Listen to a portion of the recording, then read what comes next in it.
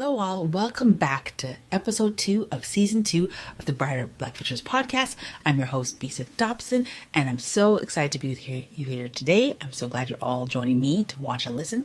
Thank you for taking time out of your busy days to do so. I've got a great show for you, so without further ado, let's get into it. Now it's time for the upliftment segment of the podcast. In this segment, I share a quote that really resonates with me and speaks to the theme of the show in hopes that it will resonate with you too and you'll get something out of it. And today, the quote I have is from Jessamine Ward, and the quote is, "I believe there is power in words, power in asserting our existence, our experiences, and our lives through words." Isn't that beautiful? That quote really resonates with me because it speaks to the fact that through the written word, by writing things down and allowing people to read it, you can spread knowledge about who you are and your experience and your life and let people know what you're about. And also, it speaks to me about taking up space and being seen, heard, and known in a real way. I think that sentiment is beautiful. So I'm going to say the quote again one more time from Jessamine Ward. The quote is, "I believe there's power in words, power in asserting your existence, our experiences, and our lives through words." Beautiful. And now it's time for the Black History Moment. And for today's Black History Moment, I'm going to share the story of Jerry Pickney, an African-American illustrator who illustrated over 100 books over his nearly 70-year career. Now, Jerry Pickney was born on December 22nd, 1939 in Philadelphia, and from a young age, he found solace and joy in creating art. And the works he created were so wonderful, so great, that a local artist by the name of John Linney decided to take him under his wing to mentor him. And this mentorship eventually led to Jerry having an illustrious career as an illustrator. Now, Jerry used pencil and watercolor as well as other media to create lush and vivid illustrations that brought characters and their settings to life on the page of the stories he illustrated. And that reputation eventually led to his first major work, The Adventures of Spider by Joy Arkhurst, which was published in 1964. And over the next 7 decades, Jerry went on to become one of the most revered children's book illustrators in America. His evocative drawings led to international acclaim and him going on to illustrate over 100 children's books. Some of the greatest works he illustrated were The Talking Eggs by Robert Sanssouci, The Patchwork Quilt by Valerie Flournoy, and The Sunday Outing, which was co-authored by his wife, Gloria Pickney. In his work, Jerry focused on uplifting African American life and culture, with his books often featuring Black characters and themes, as well as reflecting Black histories and storytelling. His commitment to doing so led to his books resonating with people all over the world, and his books being published in over 16 languages in 14 different countries. Now, throughout his career, Jerry was recognized with numerous prestigious awards, including medals and honors like the Randolph Caldecott Medal for Outstanding Illustration, 5 accolades from the New York Times for having the best illustrated book, and 5 Coretta Scott King Awards. Jerry Pickney died in 2001 at the age of 81, but his legacy continues to live on. His work continues to inspire new generations of artists and readers alike. If you're interested in checking out Jerry Pickney's work, visit Jerry Pickney Studio at www.justjerrypickney.com. And now you know. Hello, everyone. Welcome to the Brighter Black Futures podcast. And today I have a great interview lined up for you with Yolanda T. Marshall, who is a celebrated author. And I'm going to read her bio because it's so extensive. So pardon me while I read. Here it is. Yolanda T. Marshall is an award-winning Guyanese-born, Bayesian heritage Canadian author of diverse, inclusive, festive children's literature. She ventured into publishing in 2008 and received a multi-book deal in 2019. Yolanda is currently a traditionally published and agented author of 20 books, including A Piece of Black Cake for Santa, Miles Away in the Caribbean, Sweet Sorrel Stand, C is for Carnival, Hot Cross Buns for Everyone, and one of the CBC's best Canadian picture books of 2020 and TV's top recommended reads for 2023, My Soca Birthday Party with Joel of Wright Rice and Steel Pans. I wish I was at the party. It sounds great. Yolanda is a columnist, editor for Canada's Caribbean Camera printed newspaper, Lit Corner, where she promotes the books of marginalized Canadian authors. She reads for over 25,000 students annually in Canada and New York. Yolanda appeared in numerous television interviews, magazines, news articles, major literary festivals, and an episode for CBC Kids television show. She was awarded for her outstanding contribution to Canadian literature in 2023 as the recipient of the My People Award by the Blackhurst Cultural Center. Yolanda is the Caribbean Media Loop Awards author of the year in 2022, CBC's 2020 Best Canadian Picture Book List, CIBWE Top 100 Black Women to Watch in 2017, and one of Canada's 100 Accomplished Black Women in 2022. All the things. Yolanda is a member of the CANSCAIP board. That's the Canadian Society of Children's Authors, Illustrators, and Performers, a professional member of the Writers Union of Canada, and a PAL member of the SCBWI, Society of Children's Book Writers and Illustrators. That is a lot. Welcome to the show. Thank you so much. I am so happy to be here. Thank you. Thank you. It's such an honor. And I will get right into the questions. So you're an author, you've written many books, over 20, as I said in the beginning. What inspired you to start writing children's books, and why particularly for children, Black children? Well, I actually started writing, I would say, as a child. I love writing poetry, especially around 8 years old. And some of my work has been published in the newspaper. And when I got to around the last year of university at U of T, I had accumulated, of course, hundreds of poems, maybe even thousands. And I felt to share it. And those were poems for adults. So that's my journey with writing. And that's in 2008 when I went on to self-publish my first book. And back then, not a lot of people were doing it. So proud. I had a successful launch and I sold a lot of books. And then I pretty much went quiet around that time. I learned a lot about publishing. I was already in the corporate business field and I started working in publishing, but academic publishing, not trade books, like pretty much what I'm writing. Children's books, however, was inspired by the birth of my son, because it was the first time I had to sit down and accept the fact that although I was born and raised in a Caribbean nation, I didn't have books like the ones I wrote, celebrating me, proudly celebrating my culture.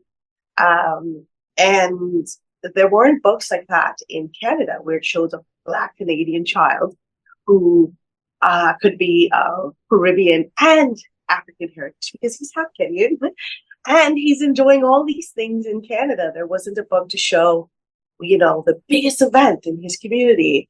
And I had to make peace with that, with my inner child. I didn't get that. And there's no way I want my son to experience the same. I want to normalize him seeing himself on the shelf.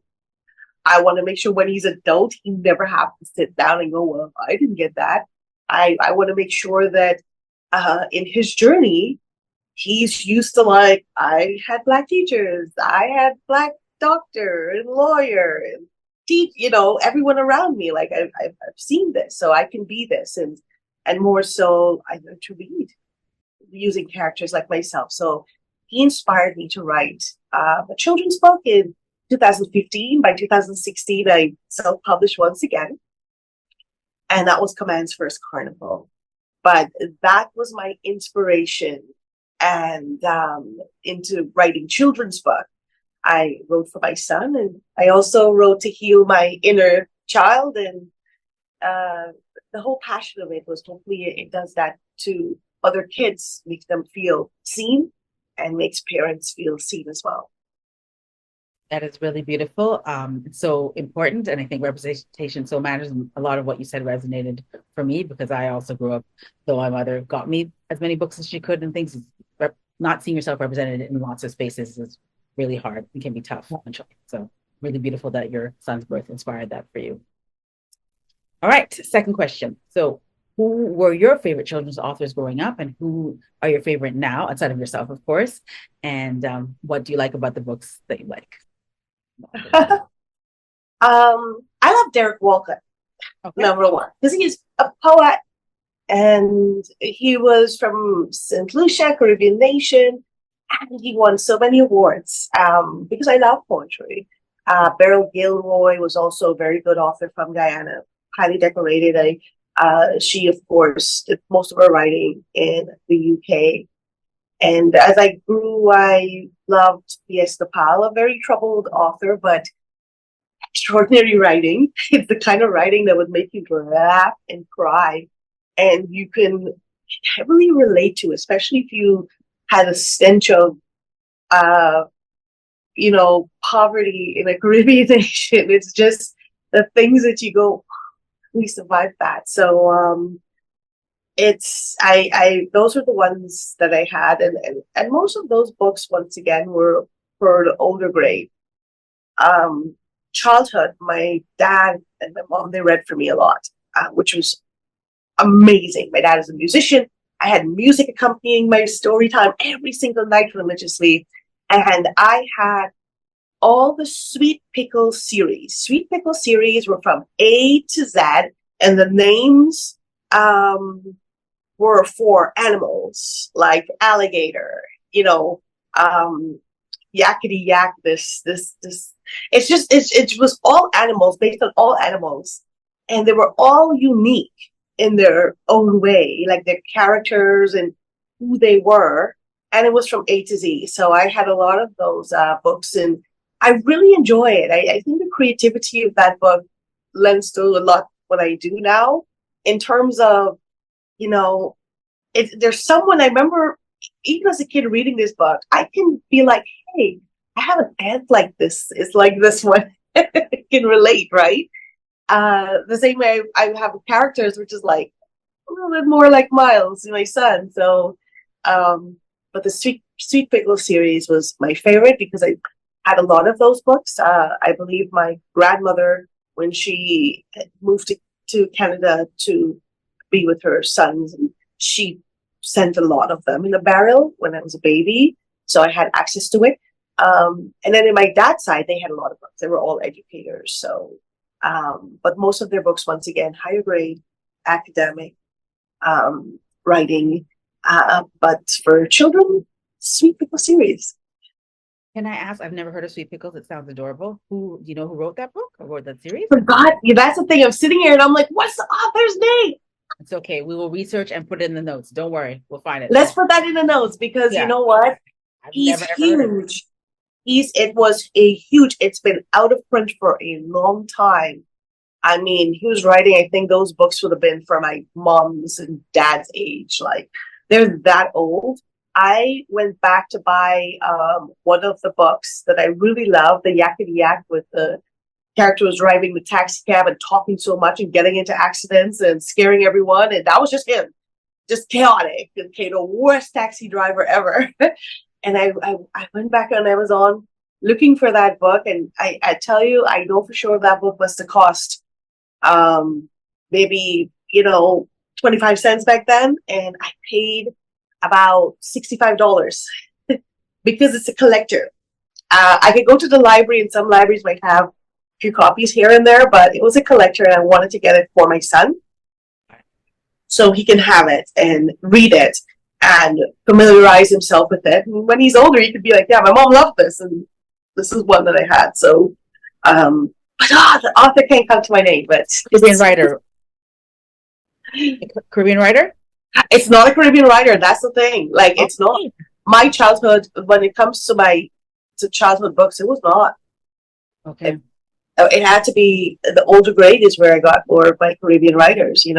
My younger age, I was storytelling was just, oral communication and sharing of stories. We had stories like Sensieville and Stupidyville and Nancy Spider and such. It was all oral. But those were the only children's books I remember having.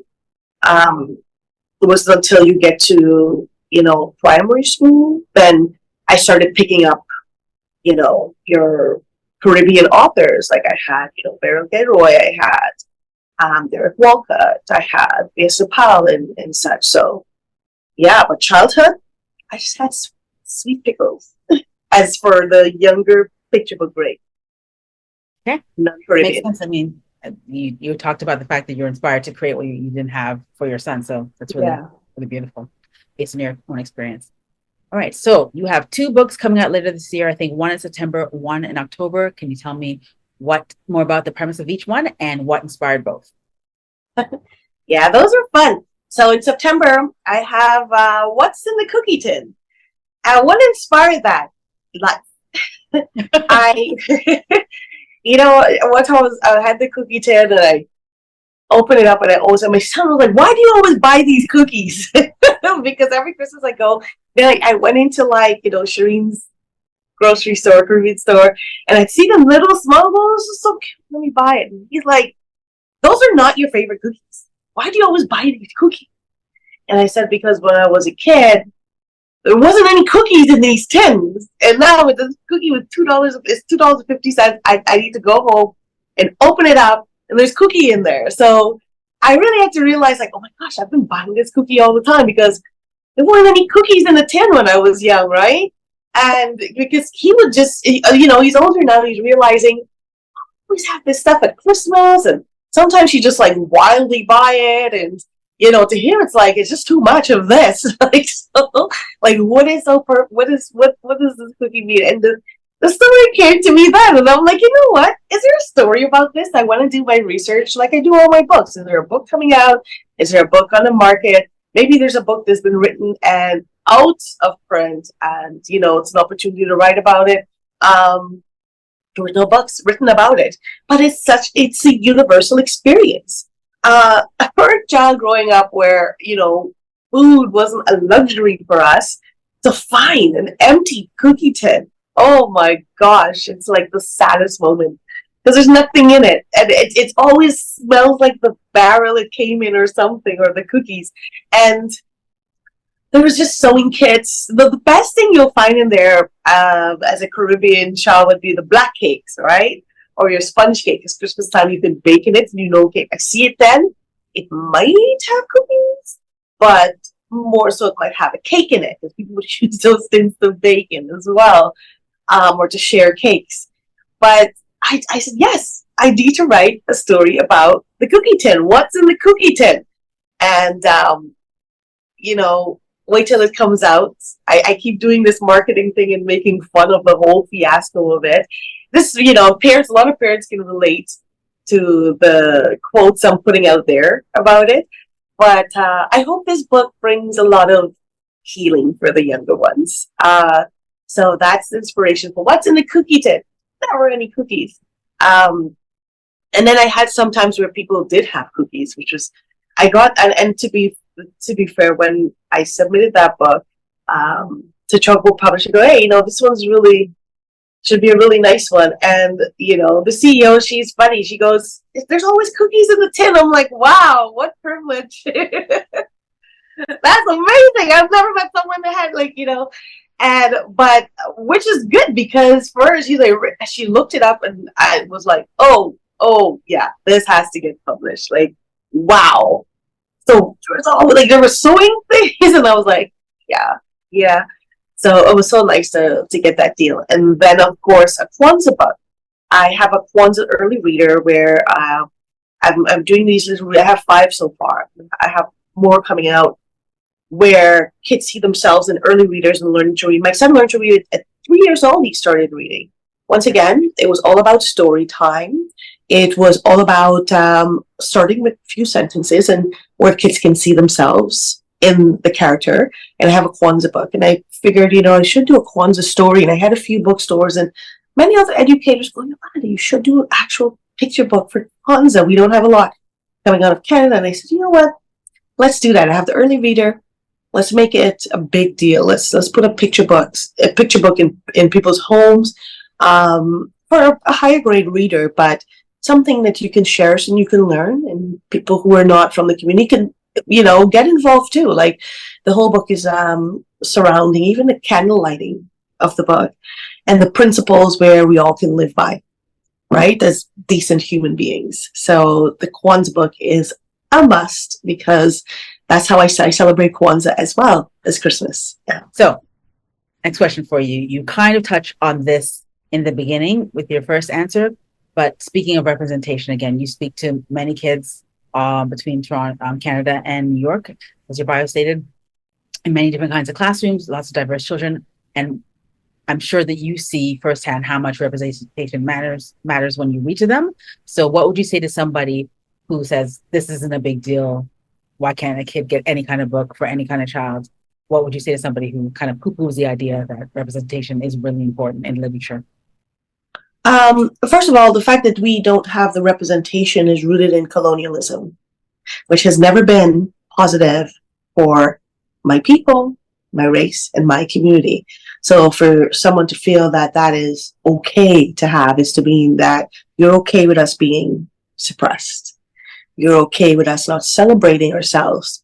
You are okay with us throwing out the idea that we have, a culture that needs to be emphasized, needs to be told, and stories to be told. You want us to preserve the foundation of racism.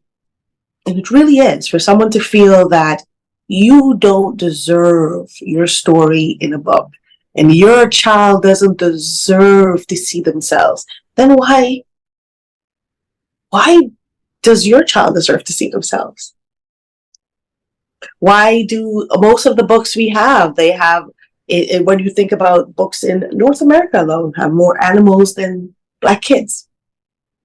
Animals worth more than my kid, But these are questions I would ask. And I know that if they feel that way, who I'm dealing with, first and foremost, for you to get up and not have empathy and not understand the importance of that, and you to feel that our kids should continue to learn about every other culture except our own, and to not share our stories. It shows that you have no care of who I am as an individual and who my child is. And if you're teaching in a classroom, that's very sad and very frightening. If you have an educator that has your child in front of them and don't care about what they eat, what they think, what they feel, how they're celebrated, how they ought to be celebrated, that's frightening.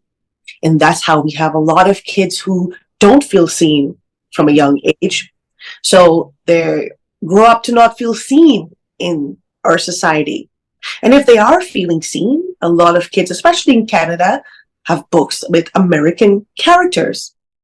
And a lot of them are quite confused at that.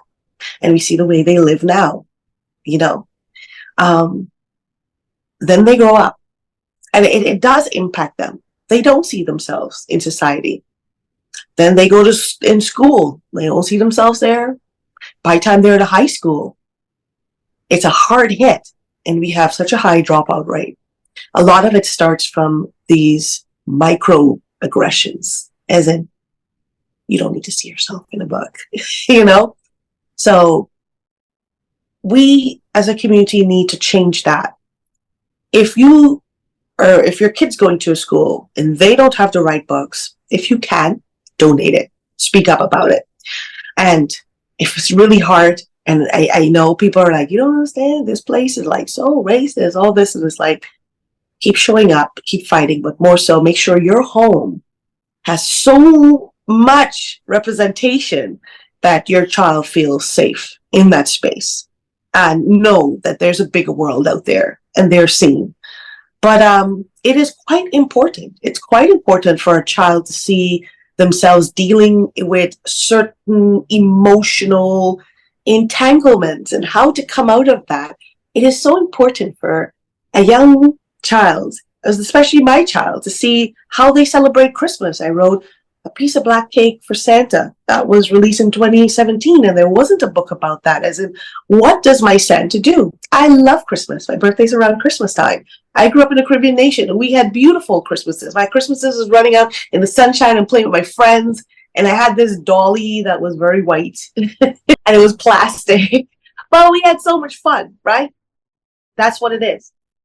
Now, when I mentioned that I had to confront the fact that I didn't feel represented in that space, That means in the toys and in the books. And for someone that loved Christmas, it was like, hey, Christmas time, I wasn't eating milk and cookies. That was not realistically. We were not eating milk and cookies. I'm a Caribbean kid. Like, we were having black cake and sorrel. And my son is the same thing. We're having black cake and sorrel. And I felt like, no, then he needs to see himself in Santa Claus. He also needs to see himself in elves. And he also needs to see himself celebrating realistically in society a holiday that we have embraced. And so, yeah, piece of black cake for Santa, because Santa's going to get back black cake in our house. Going to get sorrel. Santa cake is getting, rice and peas. Santa is getting some, some pastel from Trinidad. All these things, like, Santa is not going to be having milk and cookies in our house. And Santa looks like us. So kids need to see that. Kids need to see themselves as entrepreneurs in books, that they can own a business, because it shapes their minds. If a child keeps seeing someone else, they grew up thinking that this race is so superior and they automatically deserve that space, and I don't. So no, we do have to change that narrative, and many people have been, and I hope we do so more, because we have hundreds of years to make up for, and hundreds of thousands of books to make up for. So it is important that our kids see themselves. At times I'm not even going to get into why. Like, if someone says that to me, I'm straight up going to think like, well, how racist are you? And how safe is my child around you for you to feel that they don't deserve to see themselves in picture books? You lack empathy for my child, in a sense. So, yeah, no, we're going to see ourselves. What would you say are the top 3 misconceptions people have about children's books, writing them? Yeah. Writing them, one of the things, it must be so easy. And it's like, it can be, but if you're writing a good children's book, it's not. You have a certain amount of words. So if you think of a children's book, has different layers. You have picture books, you have like, your lower middle grade, you have different types, but say, the youngest, the picture books, which I feel is so important. That's your entry level into your child loving literature and how to read. Reading is important. That's a major life skill that I still to this day believe that parents need to realize. This is not something that the teachers have to teach your kid or should come from them by all means necessary. This is something you need to take on as a parent.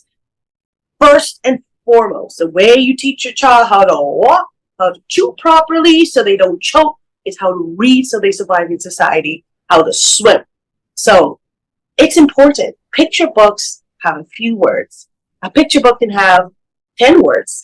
A picture book can have just 100 words. And in these words, with the use of illustration, you have to tell a child a big story.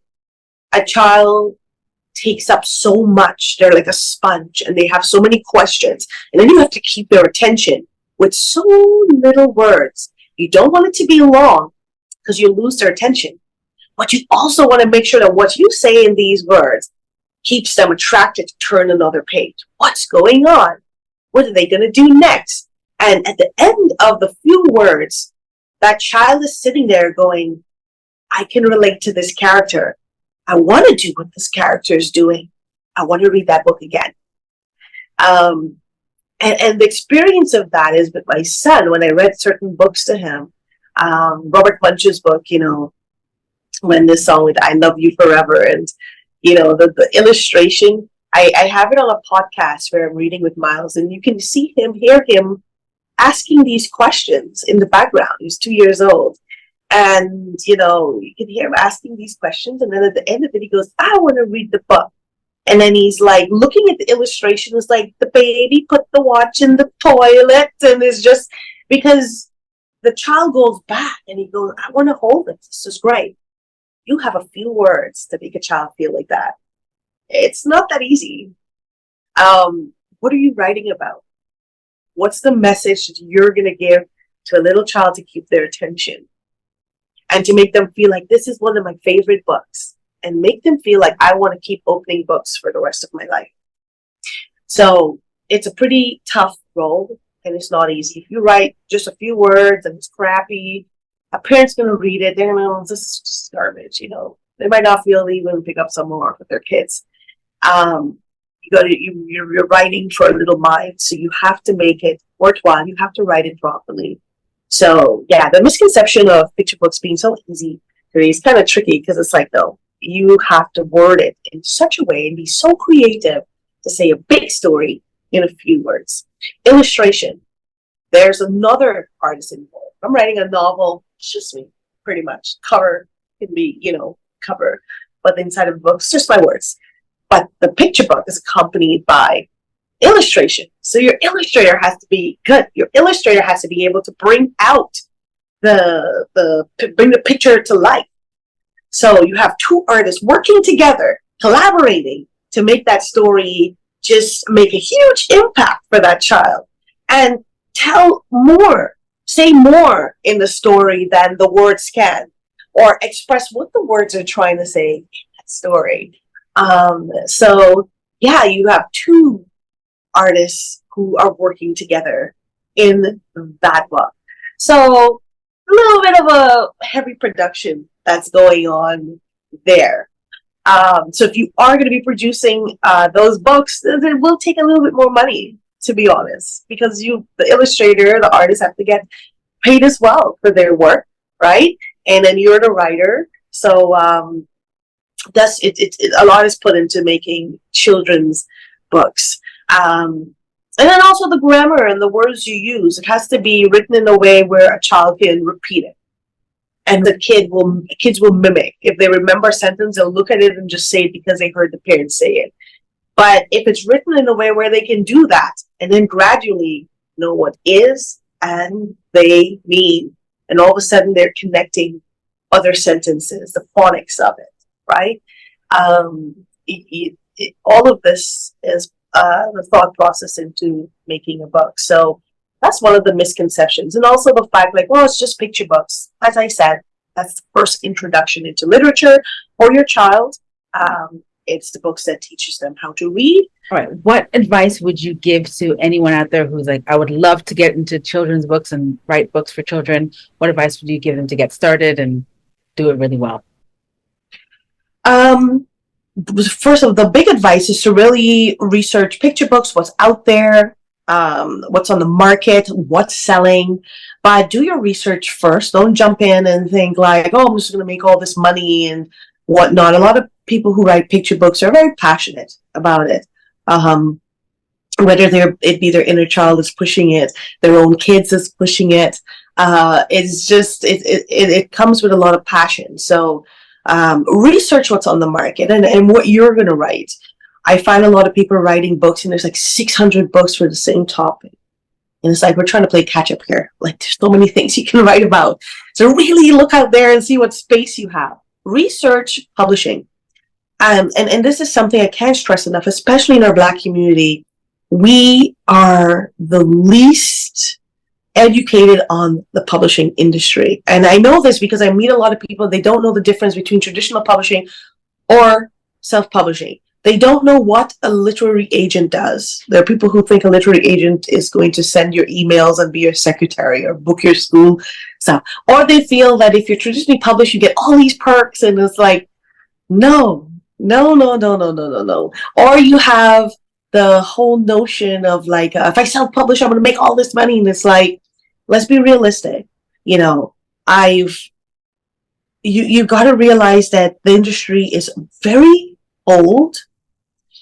It carries its barriers. It has certain loopholes too at the same time, and it also allows you to be an entrepreneur and to do your own thing. So choose wisely. When I started self-publishing. It wasn't until 2019 I got the deal on my, on my books for traditional publishing. And I'll tell you why I switched, because it'll make sense on why it's important to learn.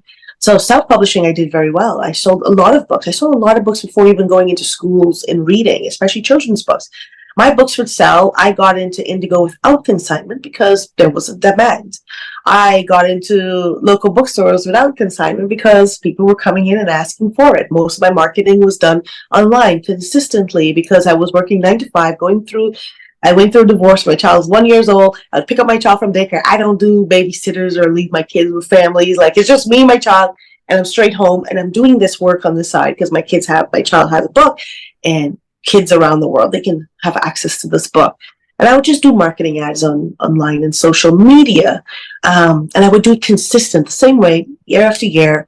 And my audience kept growing and growing and growing. By the time I got to 2019, the summer of Miles Away in the Caribbean, which is the first book to show a Canadian child going to different Caribbean nations and teaching them about those nations, because we have so many misconceptions about the nations. We have books that exclude Guyana and Suriname out of a list of Caribbean nations, although they're listen, there are people writing books that did not pass common entrance and did not write CXC. We have a problem.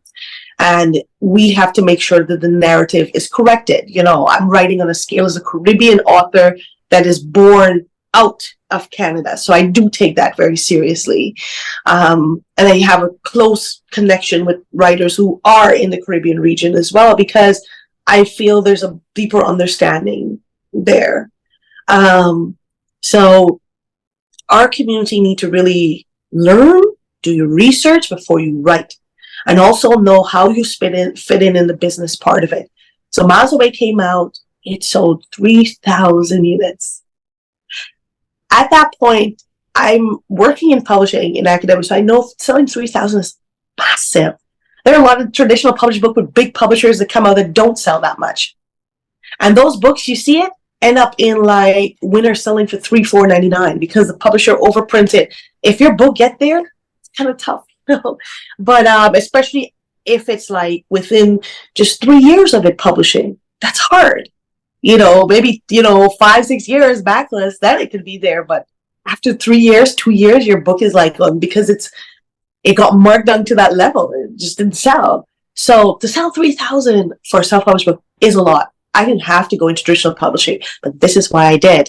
Traditional publishing opens the doors for you to get into certain literary platform, like major literary festivals.